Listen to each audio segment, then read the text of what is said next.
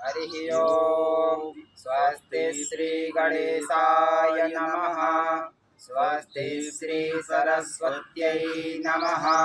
स्वस्ति श्री वेदपुरुषाय नमः। स्वस्ति श्री ज्ञानीचरणकमलेभ्यो नमः। अथ श्री संकटनाशन गणेश स्तोत्रम्।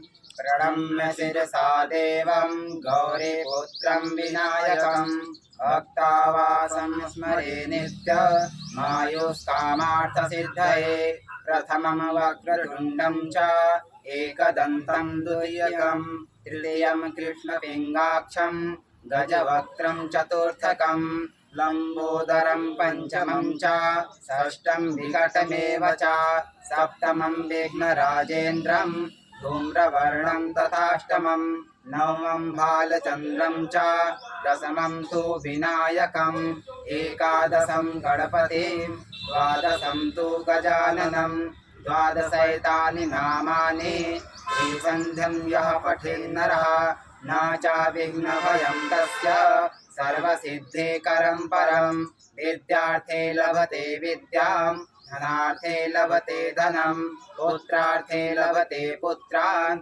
मोक्षार्थे लभते गतिं जपेत गणपति स्तोत्रं षड्भिर्मासैः फलं लभेत् संवत्सरेण सिद्धिं च लभते नात्र संशयः अष्टभ्यो ब्राह्मणेभ्यश्च लिखित्वा यः समर्पयेत् तस्य विद्या भवेत् सर्वा गणेशस्य प्रसादतः।